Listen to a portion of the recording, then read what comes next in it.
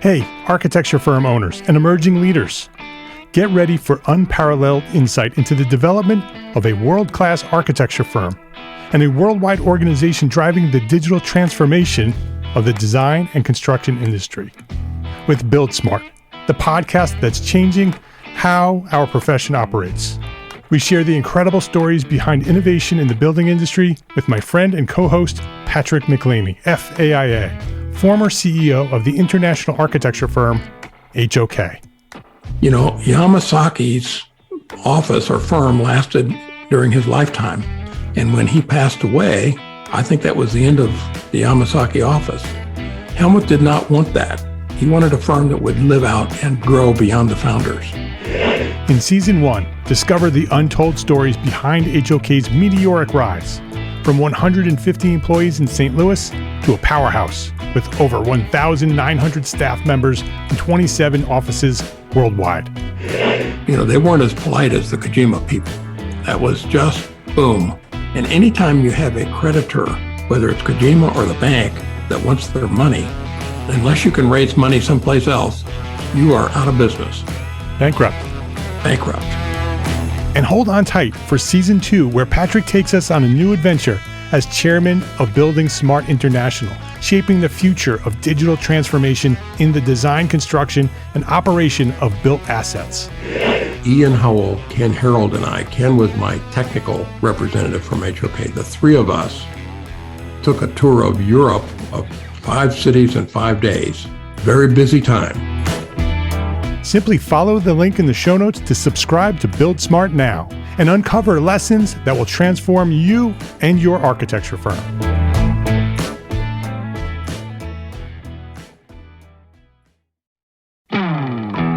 Hey, architecture firm owners and emerging leaders. Get ready for unparalleled insight into the development of a world-class architecture firm and a worldwide organization driving the digital transformation of the design and construction industry. With Build Smart, the podcast that's changing how our profession operates. We share the incredible stories behind innovation in the building industry with my friend and co-host, Patrick McLeamy, FAIA, former CEO of the international architecture firm, HOK. You know, Yamasaki's office or firm lasted during his lifetime. And when he passed away, I think that was the end of the Yamasaki office. Helmut did not want that. He wanted a firm that would live out and grow beyond the founders. In Season 1, discover the untold stories behind HOK's meteoric rise, from 150 employees in St. Louis to a powerhouse with over 1,900 staff members and 27 offices worldwide. You know, they weren't as polite as the Kojima people. That was just boom. And anytime you have a creditor, whether it's Kojima or the bank, that wants their money, unless you can raise money someplace else, you are out of business. Bankrupt. And hold on tight for Season 2, where Patrick takes us on a new adventure as chairman of Building Smart International, shaping the future of digital transformation in the design, construction, and operation of built assets. Ian Howell, Ken Harold, and I, Ken was my technical representative from HOK. The three of us took a tour of Europe of 5 cities in 5 days. Very busy time. Simply follow the link in the show notes to subscribe to Build Smart now and uncover lessons that will transform you and your architecture firm.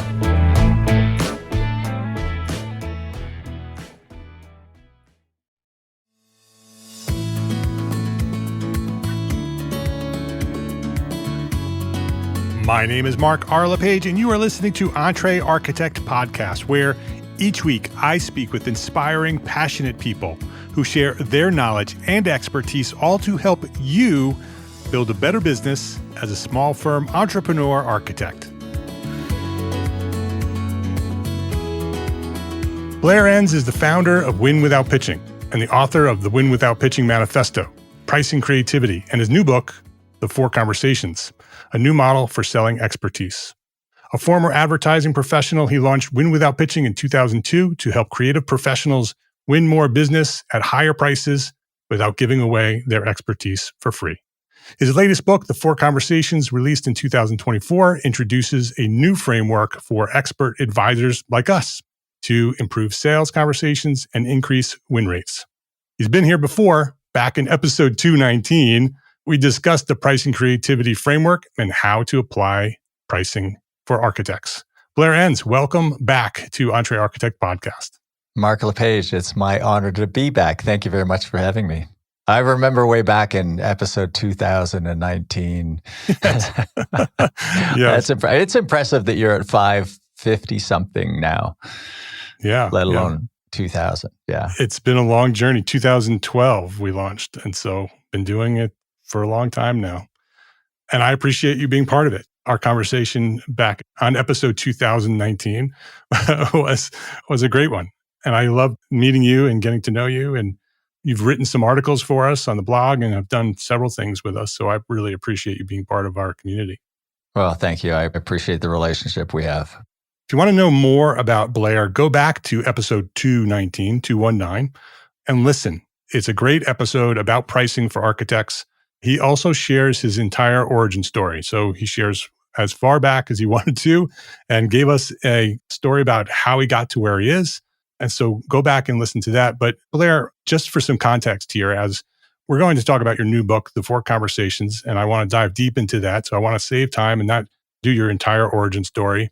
But for some context, who are you and what do you do? Yeah. So what do I do? We help expert advisors and practitioners sell and price like the expert they are. As you alluded to in your introduction, the business began targeted at and working specifically with what I termed creative professionals. And to me, creative professionals at the time, back in 2002, when the lines were really clean about what these different professional services firms did and what their disciplines were, to me, there were design firms and there were advertising agencies back in 2002. And then you had these oddball creative businesses on the periphery, like architectural and interior design and other forms of design, landscape design, et cetera. They were the outliers.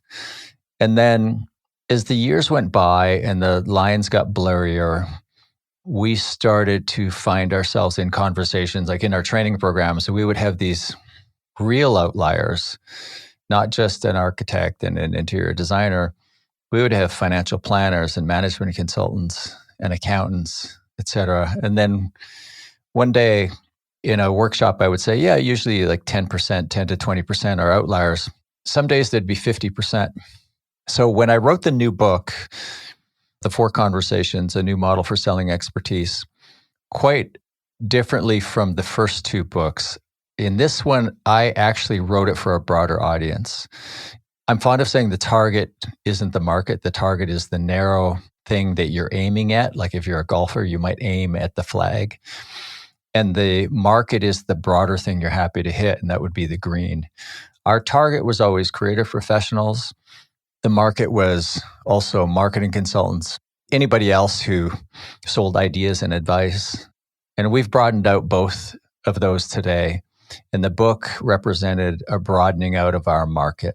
We just had to accept that I love niching. I love starting a niche business.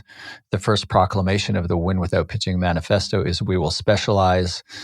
But once you come to a strong place, what Peter Thiel would say, dominate the niche, then you have to think about, do you add more services or do you expand your market? So we've expanded the market. We've really expanded the language to accept the reality that the focus of this business is more than just creative professionals. So now how we think about the market that we serve is anybody who's an expert advisor or practitioner first and a salesperson second. So as an expert advisor, as an architect, as soon as you go into business for yourself, here's how I think about it. You have 2 jobs. Your first job is being the expert. It's being the architect. It's the thing that you love to do. It's where you are the best version of yourself. But then you realize you get out into the market, and to be able to do your first job, you have to take on this second job, which is selling. And you probably aren't as good at selling as you are at your first job. You might not even like it. And I have this slide I do in keynote presentations and in our training where I talk about the dichotomy of the expert salesperson. There's expert you and salesperson you.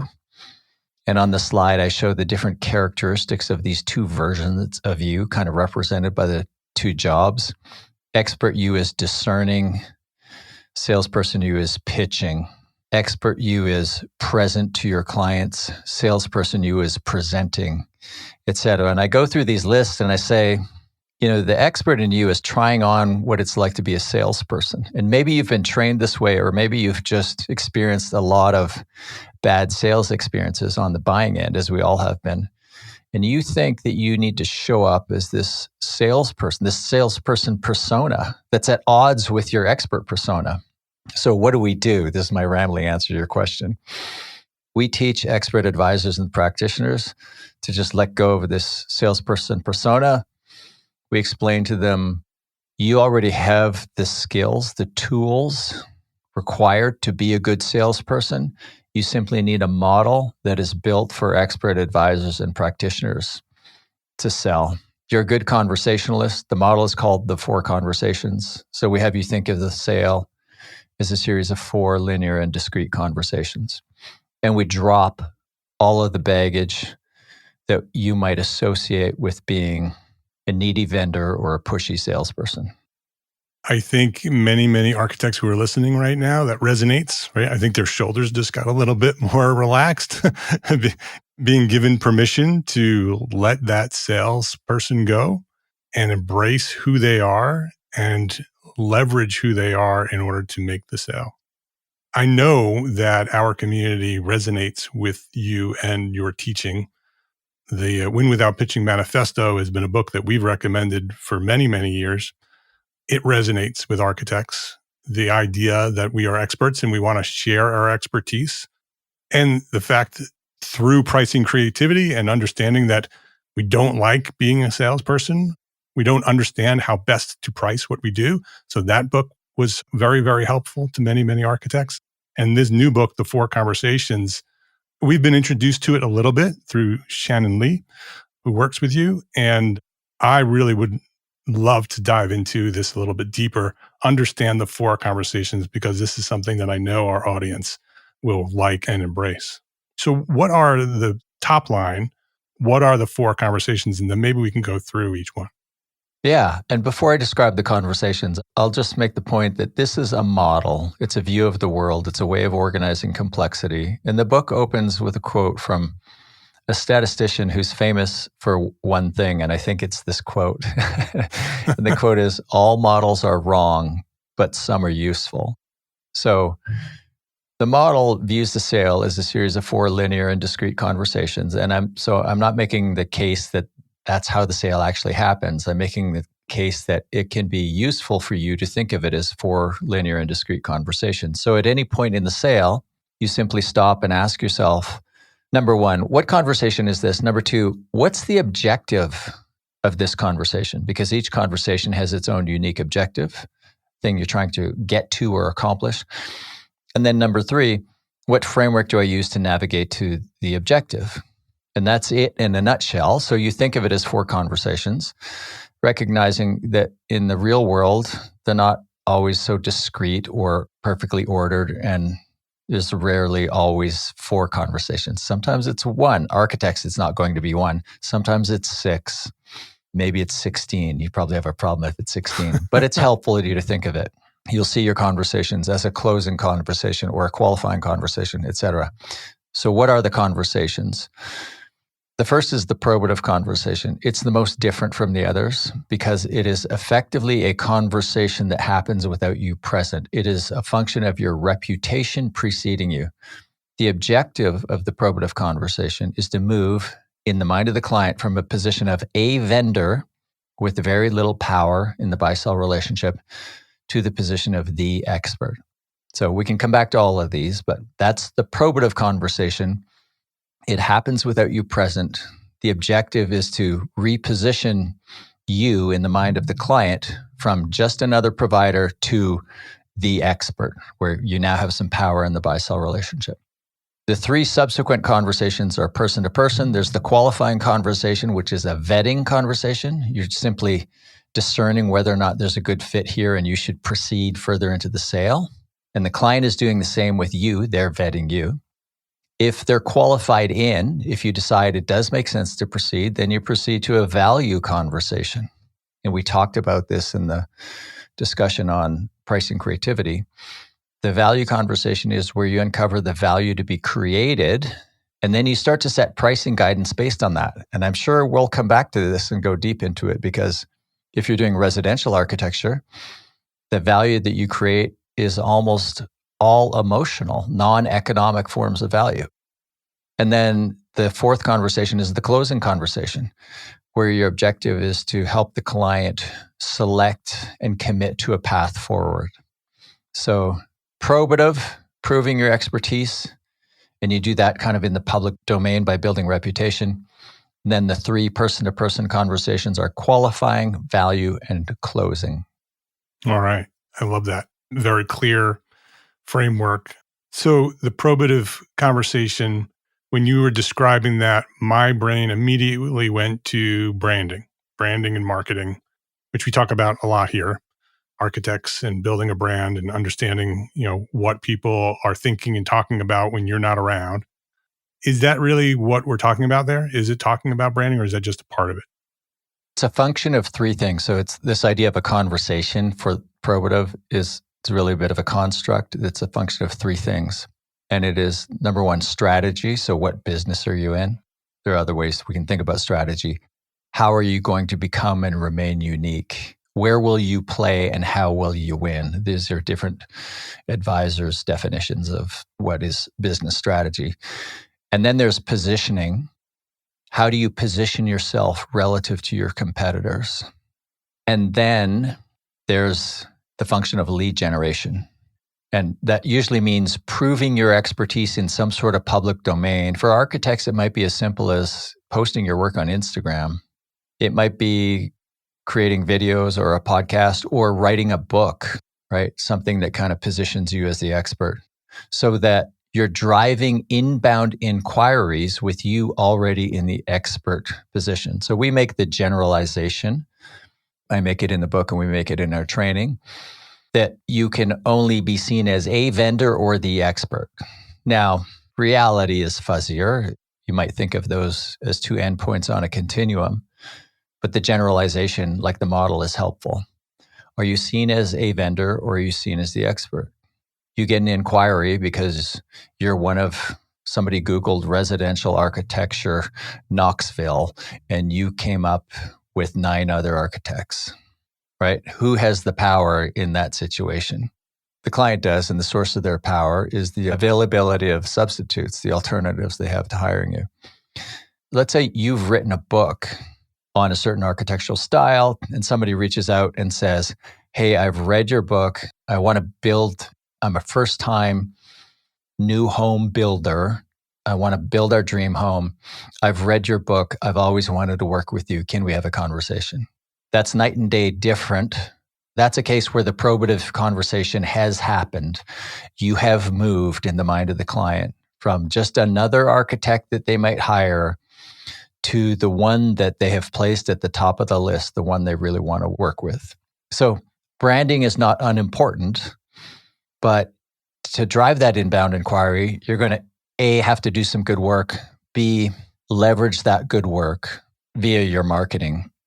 And all of that gets easier when you specialize. Back to the first proclamation of the Win Without Pitching Manifesto. It's not necessary for you to do so, but it just makes it easier if you do.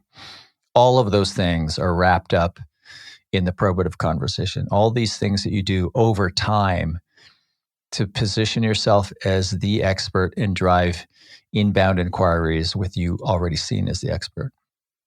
And that's the goal for the probative conversation, is to position yourself to be seen as the expert, not a vendor, and have them contact you with already that in mind, that the work that you've done through branding and positioning and all the other pieces and the way you present those things position you as the expert that they want to work with. So by the time they get to the next conversation, they've already set it in their mind that it's likely that you are the person that they want to work with. Is that right? Yes. Yeah.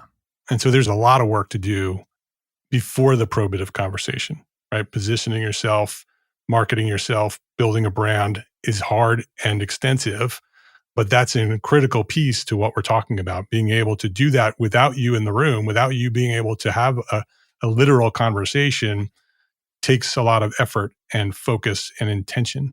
It's all of the hard slog of building a business over time, building a business properly over time. I mean, when somebody reaches out to us about sales training, I'm very fortunate.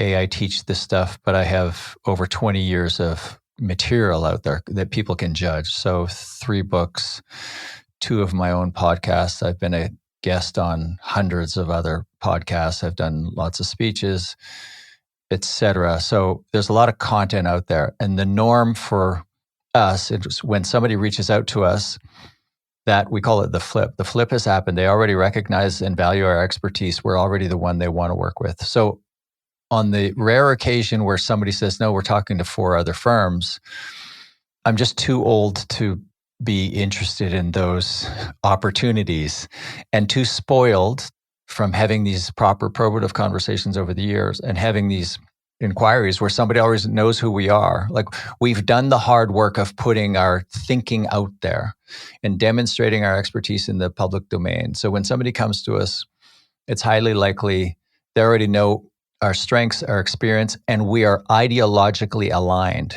And that's very important. And if somebody comes to us and I find myself in a sales conversation where it's like, yeah, well, like last week I had 2 calls. This is brand new. So we're recording this in late January. When I said, how did you hear about us? The answer was, we asked ChatGPT, Yes. who's the expert in X? Yeah. And my first reaction was, well, I'm glad our robot overlords like me. My follow-up is, so what do you know about Win Without Pitching? And both times the answer was nothing. We just went to your website, filled out the form, read a few words. We don't know anything. And so it's a really interesting change in dynamics, right? Because the way search worked, somebody would look for something, they would find something I created, and then they would go on this journey of discovery, absorbing content. Right. The flip would happen, then they would reach out. Now they're taking the AI's authority at face value and saying, no, we'll just reach out to this person or this list of people. But when they reach out, I don't mean this the way it sounds, they don't know who they're talking to. Right. They don't even know if we're right. Now, the people listening to this might think, well, that's what a sales call is for. That's what a sales call is for when the probative conversation hasn't happened. Right. Where the client says, convince me you're right. And in this situation, it's like, I'm back to where I was 20 years ago, where it's like, you're reaching out to me, but you don't know anything about me. And you don't know if what we would train you on is even the right material, philosophy. So both those conversations end with me giving them homework, which is go read the book, go read one of the books and decide if we're ideologically aligned. Yeah. And if they come back, we'll probably do business together. But most won't come back because they won't do the homework. And I'm waiting for the next person to reach out who's already done the homework. That's the probative conversation at work. That's very, very interesting, because a couple of things are happening there. Is that the AI is referring you because you've done the probative work. Yes. Right? Because the AI is now doing the work that your client used to do and is basically essentially giving that person a referral, right? Somebody else has done the work and saying, talk to this person, they know what you want.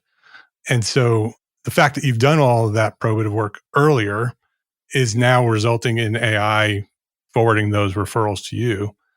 The second thing that's very interesting is that that's going to happen a lot, because this is just the beginning. Yeah, everyone is shifting from search to AI. And so the question is, how do we respond to that? How do we make sure that the AI is referring us?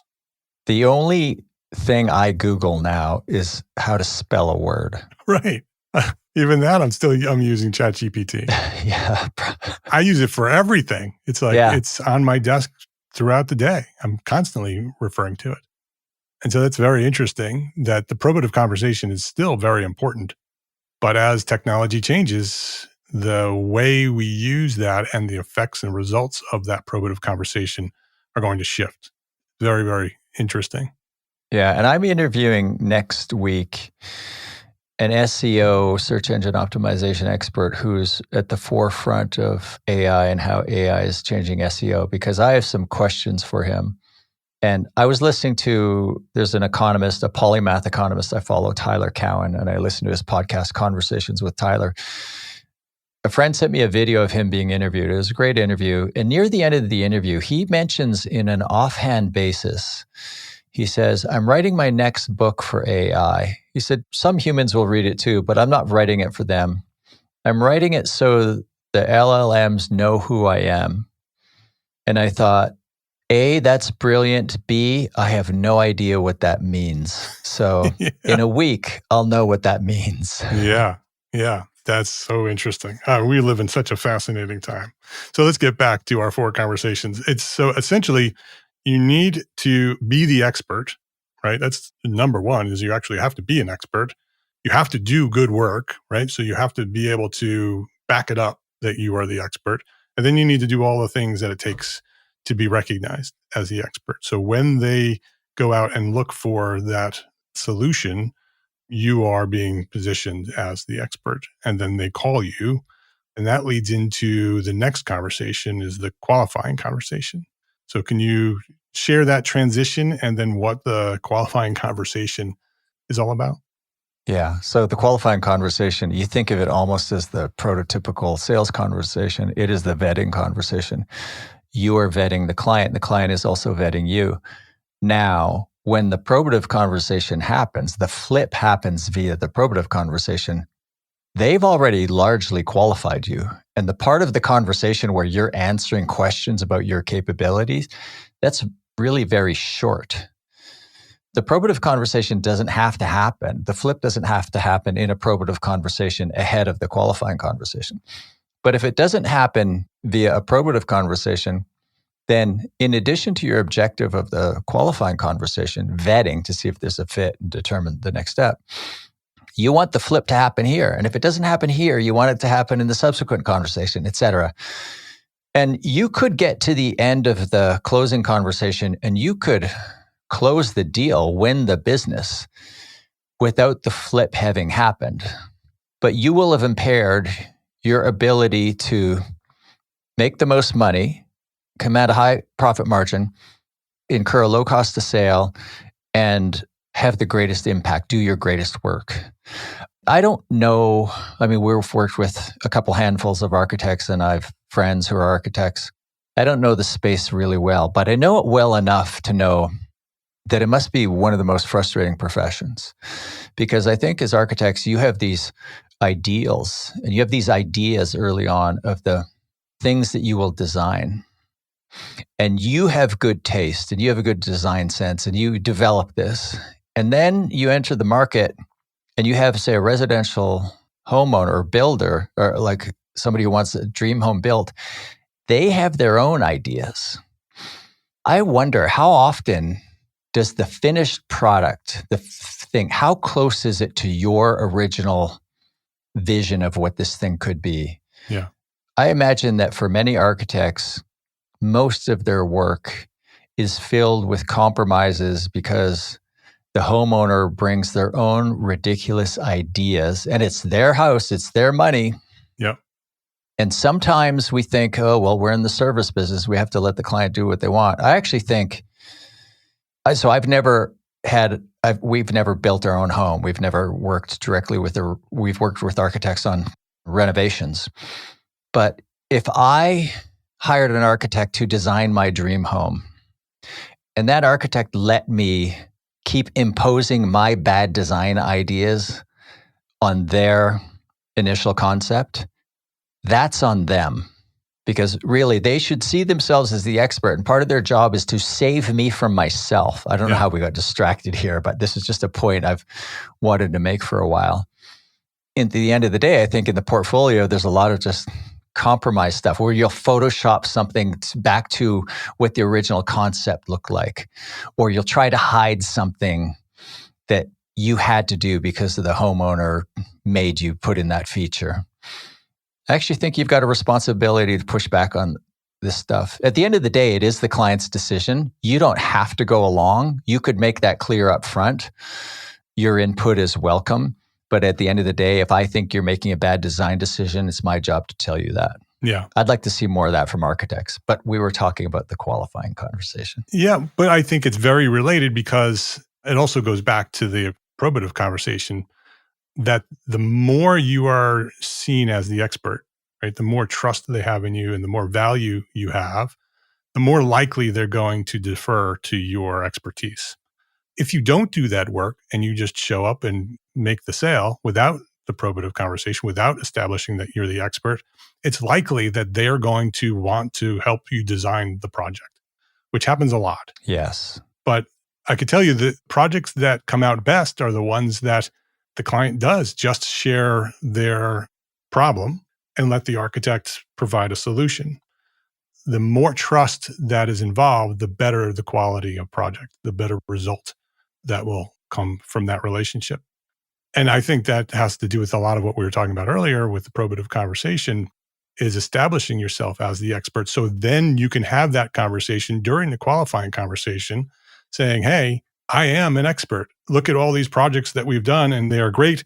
And they are great because the clients trusted us and allowed us to do our best work.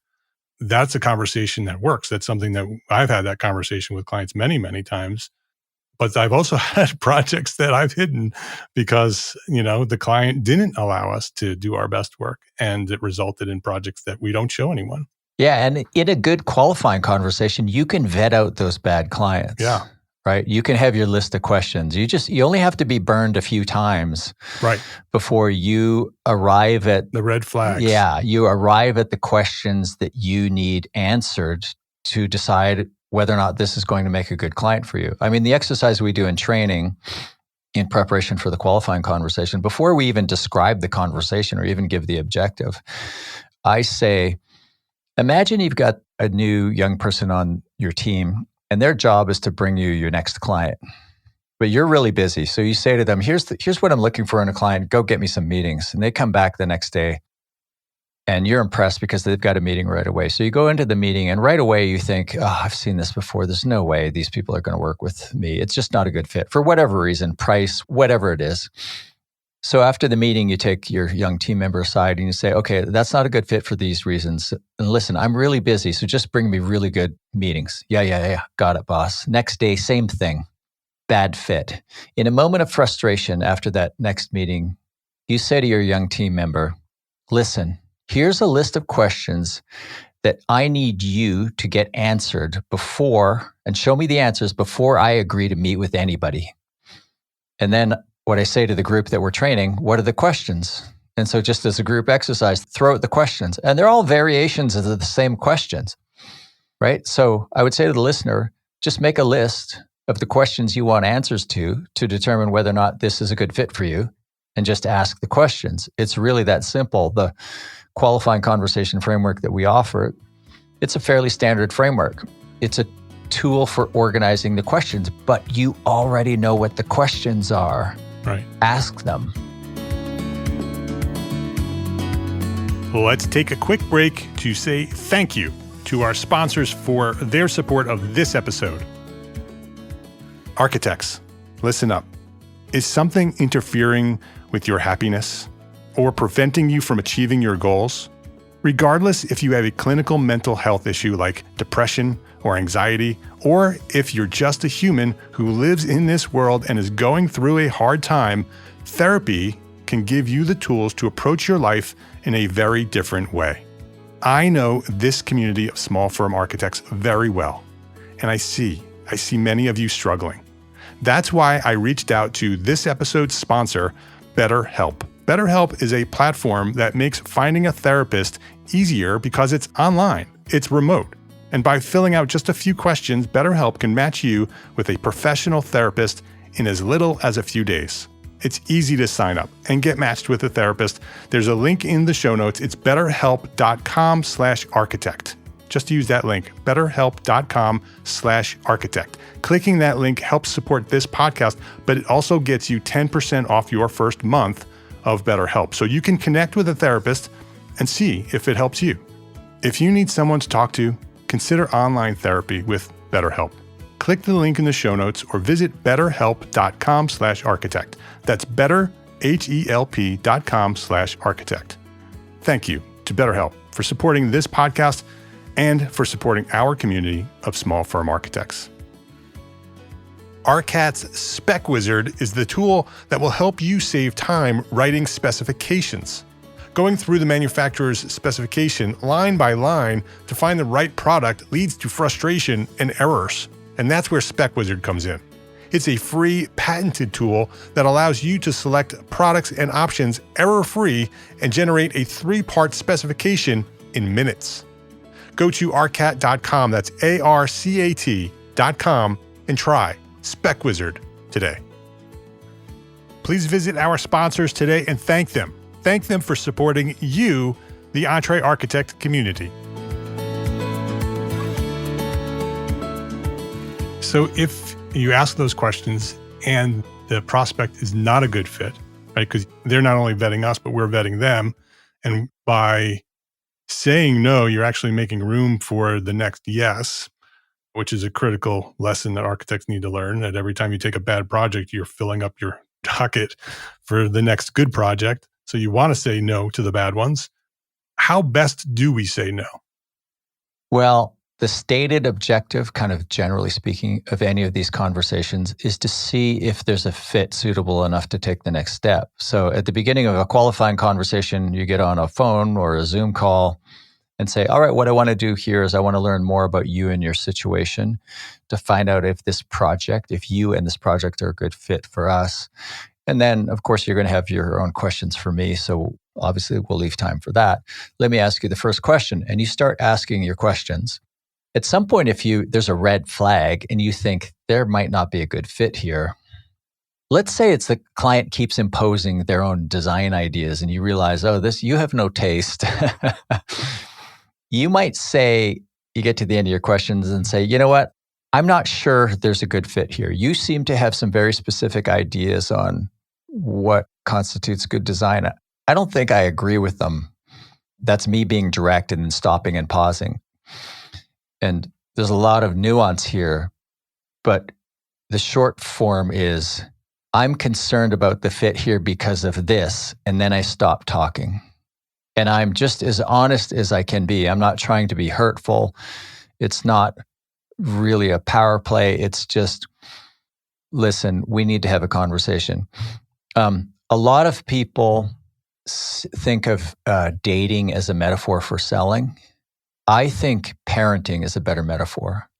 I think in these 4 conversations, somebody has to be the adult, and that somebody is you.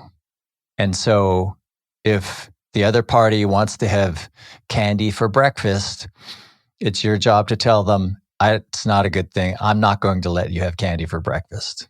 Yeah. So at the end of that qualifying conversation, if they're not a good fit, that needs to be determined there. Yeah. And I can point out the obstacle, the reasons why it might not make sense to do business together. It might be budget. It might be taste. It might be expectations around time or your involvement or whatever it is.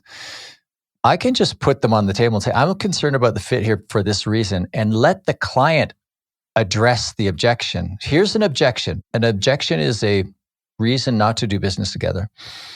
And in standard sales training fare, you're taught to overcome objections. And what I'm saying is, when there is an objection, a potential reason not to do business together, just name it, put it on the table, and have the client address it. Reverse the dynamics of who has to overcome the objection. And the client can self-select at that point and say, no, I'll be good. Well, we'll do it your way. Or, and I'm overplaying this a bit, or, yeah, no, I'm sorry, Mark, that's it's not going to work for us either. Right. And let them make that call. And you had said earlier that you put that objection out there and then you be quiet. Yes. Right. That's an interesting approach, an interesting tactic on how to get them to have that next conversation. Just sit there and be quiet. Let them say the next word, let them respond, which will then essentially either take it to, let me correct that. I'm not that way. You think I'm that way, but I'm not that way. Or I think you're right. We're probably not a good fit, and let them say that it's not a good fit. In addition to a framework for navigating to each conversation, there are also principles. Principles are the ideas that you embody as you use the conversation's framework to navigate to its objective. One of the principles is embrace silence. Now, I was telling you, I've just finished up a training a workshop for the day.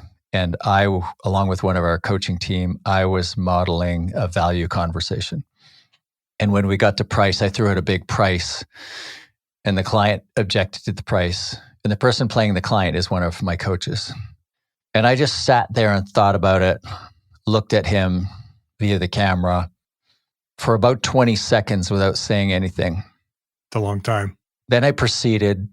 Doesn't matter what I did next, but I proceeded. And then in the discussion afterwards, when the participants were observing this role play, it became obvious that it was just deeply uncomfortable for everybody to watch 20 seconds of silence. And I laughed and said, well, it's not uncomfortable for me because it's actually very easy to get good, not being perfectly comfortable with silence, but more comfortable than the other person. Mm-hmm.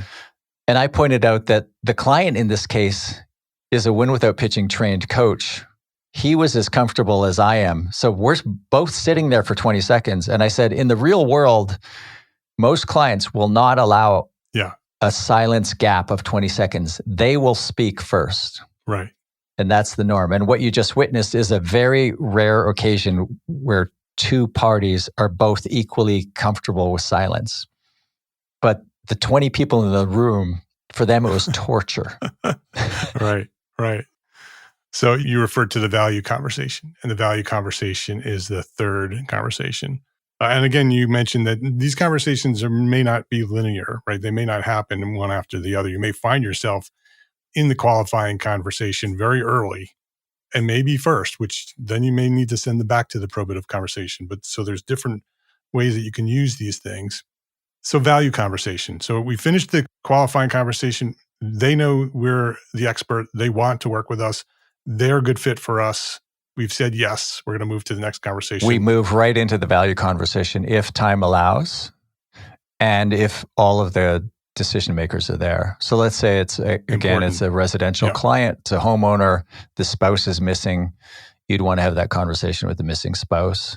But you move into the value conversation. And this is where you're trying to pull a vision of future success out of the client. You're trying to get them to describe, in an architecture, people have some pretty elaborate visions that are really deeply personal, and valuable and meaningful.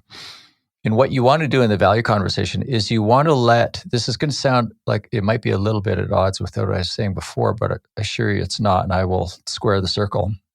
You want to let them share their vision.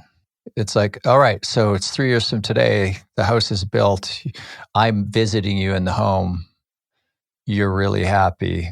Why?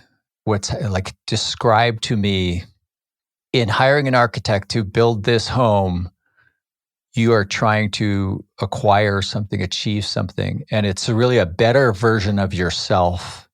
Describe your life to me. Describe the surroundings. Why are you so happy? And there are different ways to approach this. This question of it's 3 years from today, you're really happy. Why are you so happy?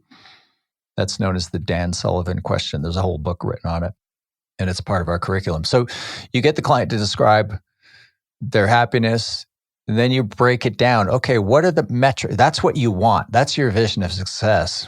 What are the metrics? What are the things that we will measure to prove that you've achieved what you want? And then you get to, what's the value of this? Now, this is interesting, especially in residential, because a lot of our clients are B2B and the value they create is economic. And I was just using residential architecture as an example in the workshop today. An example of, you think of what's the value of coming home to a beautiful home? It's nothing more than all value really is nothing more than a feeling. It's a peace of mind. It's a feeling of I'm successful. It's a feeling of what my family thinks of me, how my kids want to come home for the holidays. Everybody wants to have Thanksgiving at our place. All of these things, that's the next step? What's the value of this to you? And in this case, you're uncovering emotions, feelings. Yeah. And then you move to, now you set price based on value. And when the value that you create is non-economic, it's purely emotional in this form. Price is really a function of willingness to pay. And the point I was making in the workshop today is, I think I was using an interior designer. You have a client who makes $300,000 a year. What are they going to pay for interior design versus somebody who makes $13 million a year? They're going to pay a lot more, because the things let's say they both want the same things. The wealthier person has more means. They're willing to pay a lot more to get, at the end of the day, the same feeling. So what you're trying to do in the value conversation is you make it about the client, their vision, what they want. You want to hear them. You want to have a tone of deep interest. Whereas in a qualifying conversation, you're vetting, you're kind of clinical. You're not emotionally invested yet. You're trying to decide whether or not you want to be emotionally invested. And once you determine there's a good fit, you start to become a little bit emotionally invested. You start to become more interested in the value conversation, where you're going deep into what does success look like. And then you break it down into metrics, value, and then pricing guidance. And pricing guidance, so in the architectural space, you're probably not going to have the latitude or the elasticity of price that you would in other domains.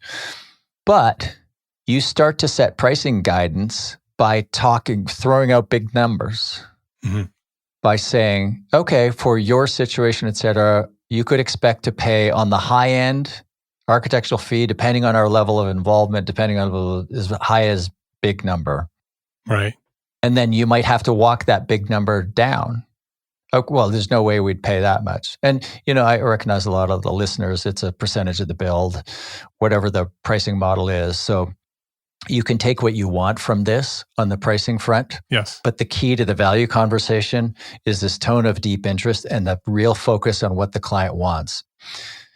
When they're describing their vision of future success, desired future state, as we call it, they will describe elements of what they want in the home, in the design.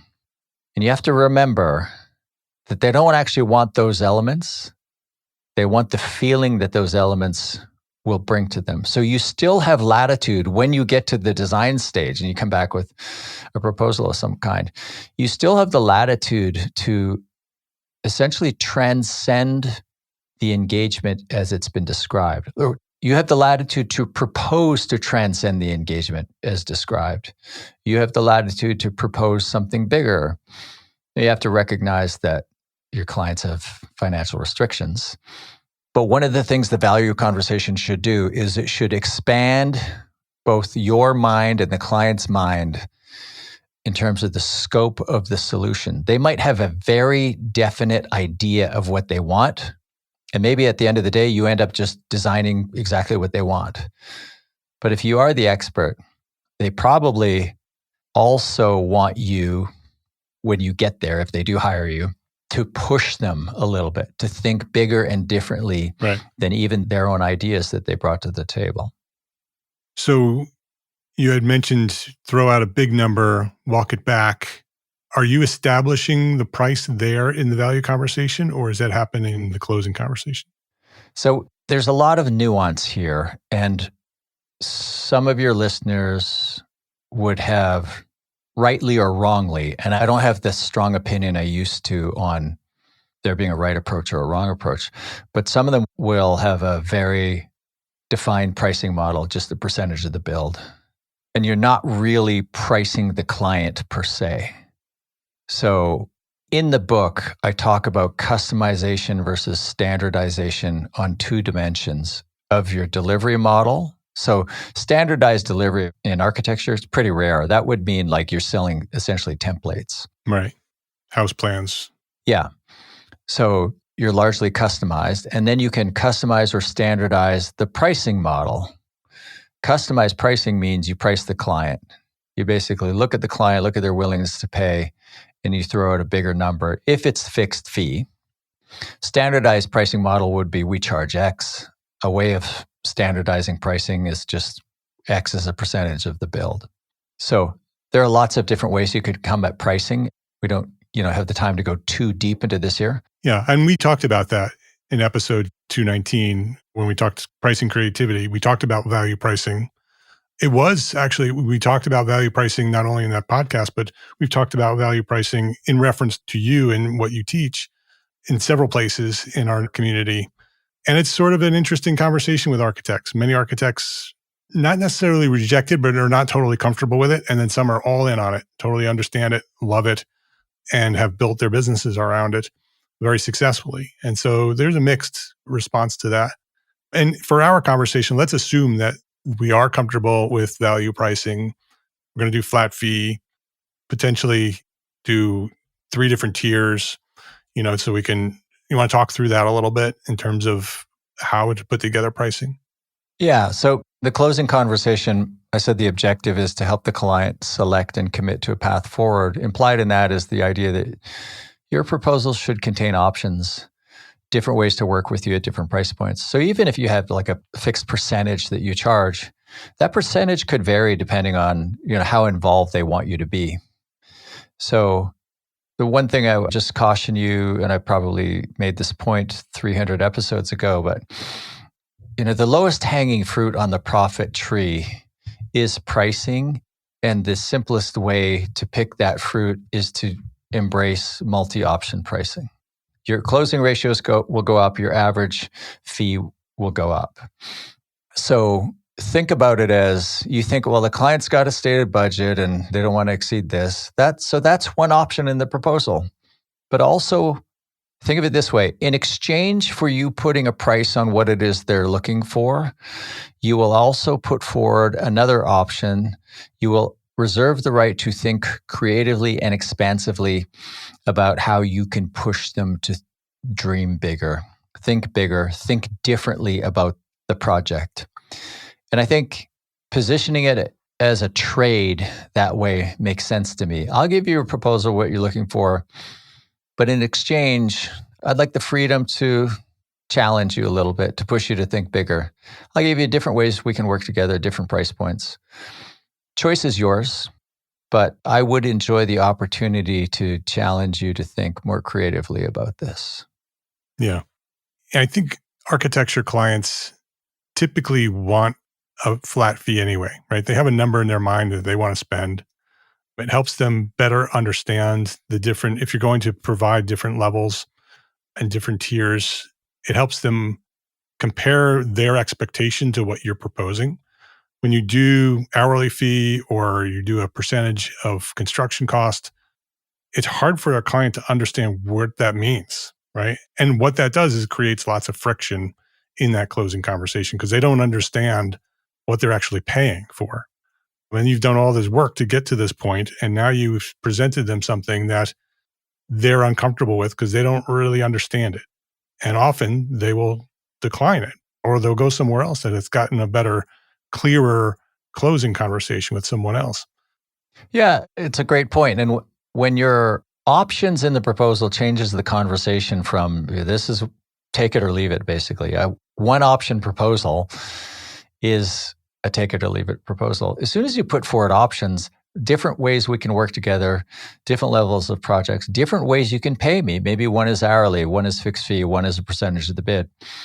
It completely changes the conversation. Now it's a conversation about, hey, there are different ways we can do this. Let's walk through which way is best for you. Like, of course, your closing ratio is going to go up because you're empowering the client to make a decision. You're simply framing the trade-offs. We could do it this way. Here's the pros of paying me hourly. Here are the cons. Here are the trade-offs. Here are the trade-offs of fixed fee. Here's the trade-offs of a percentage of build. And you empower the client to make the decision that they see that's right for them. So that's how you should think about closing. It's not, here's how I do it, take it or leave it. It's, hey, there are different ways we can do this. Here are 3 of them. Let's talk about which makes the most sense for you. And you're not having the closing conversation in isolation. You're actually having that conversation after the qualifying conversation and the value conversation. So they already want to work with you. You've already determined that they're a good fit. You've established the value of what they feel is what the value of the project is for them in the value conversation. So by the time you get to the closing conversation, it's not like they're going to be surprised, right? If they are, then you haven't done it right. And there should be a price that they recognize, right? That the price that they expected should be part of that conversation. And then there should be another price that's pushing them, right? Showing them that, look at what you could do if you went a little bit more, and maybe, provide another option that's less, that provides less service, or even a greater, right? Even a greater price that's beyond the expectation of pushing it a little bit more. Yeah, I actually found myself in a sales conversation a couple of weeks ago for the first time, where a client said to me at the end of a value conversation, he said, "Hey, can you come back?" And this was for a keynote speech for quite a large audience. And we're talking about other things we could do in addition to the keynote. And he said, "Can you come back with like different ways?" It was almost like right out of my book, with different ways we could do this. And can you have a solution that's just blows our mind, that's like too expensive to buy today, but we can't stop thinking about it? I mean, he was using different language than I use, but he was basically saying, can you come back with a 3-option proposal and a high anchor that we probably won't buy, but we'll always be thinking about it. And it'll make the one in the middle column look a lot more affordable in comparison. I mean, it's the first time I'd ever had a client ask for that. It's funny because probably what's happened is that your training has become so ingrained in our society that it's been taught to him somewhere else, and it's now brought it back to you thinking that it was his own idea. Probably not, but I'll take the compliment. Thank you. You're welcome. Well, those are the 4 conversations. That's essentially the framework of the new book, the 4 conversations. And it's probative conversation, qualifying conversation, value conversation, and closing conversation. Is there anything else that we need to understand about the book or about these 4 conversations before we wrap things up? The subtitle is called A New Model for Selling Expertise. So there's the question of like, why does selling expertise, advisory or practitioner of some kind, why does that require a new model? And the answer is because the sale is the sample. If you buy software, a SaaS software product from somebody, and it's a pushy salesperson, you don't extrapolate from the sales experience to the quality of the software you're buying, right? You buy a coffee from a snobby barista who treats you poorly. You don't extrapolate that sales experience to the quality of the coffee. But in any sale of expertise, in the sale itself, the client is trying on what it would be like to work with you. Your demeanor, how you behave in the sale, is essentially what's going on in the sale is you two are establishing the rules that you will play. And again, I make the generalization. You will play the role of a vendor, or you will play the role of the expert. So in any sale of expertise, you need to sell like the expert, not like the needy vendor or the pushy salesperson. So final question. What's one thing a small firm architect can do today to build a better business for tomorrow? Whatever the opposite of what I said 300 episodes ago. The world has changed since we've talked. One thing usually depends. I have a recency bias, what I've most recently talked about. I think I've already covered it. I think if you're not using 3-option pricing, there's this thing called the curse of knowledge. When I know it and I explain it to you, I assume you now know it. Even though I've known it deeply for 20 years, I assume you know it.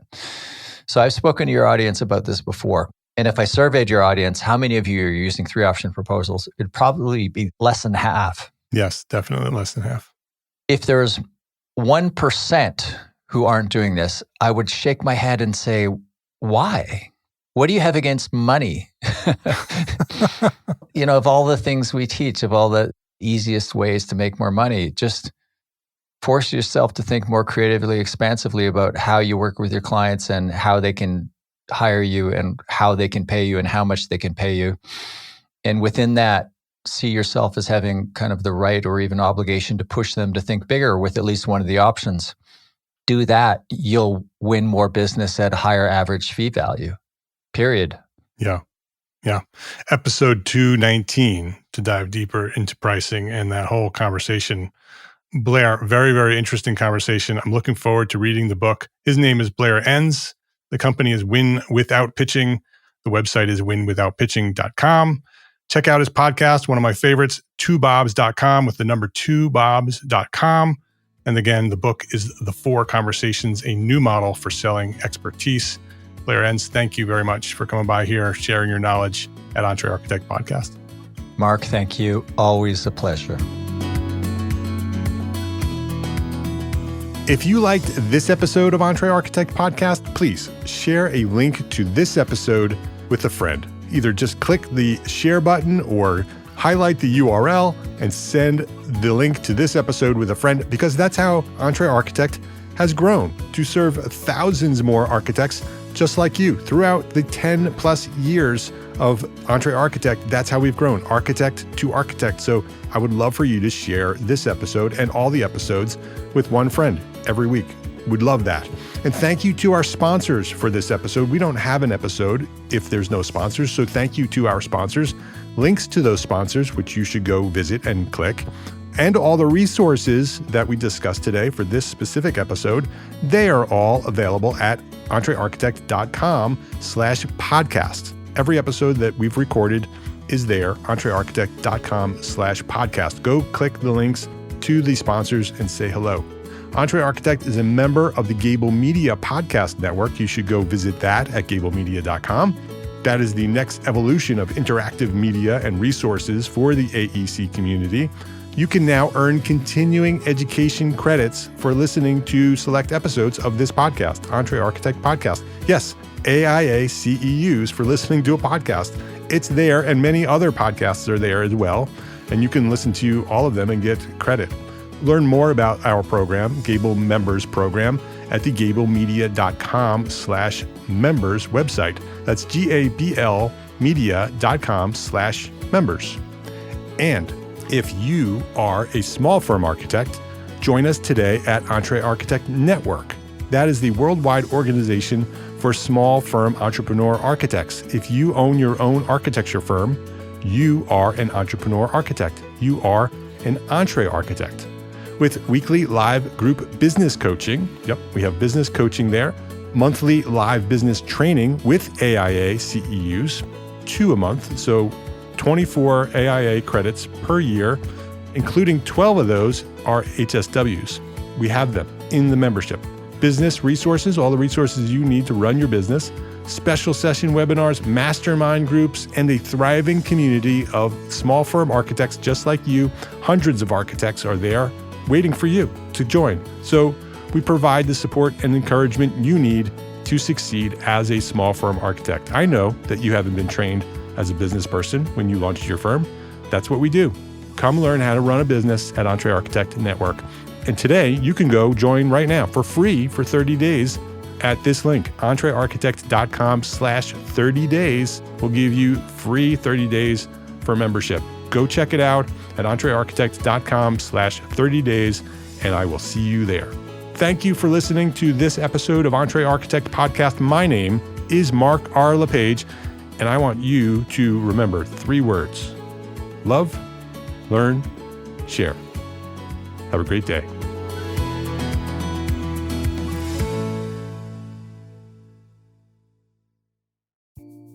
Imagine earning continuing education credits while doing exactly what you're doing right now. Well, you can. Gable Media has revolutionized the way you earn your continuing education credits with a groundbreaking approach. Forget running around town and scouring the internet for credit-worthy courses.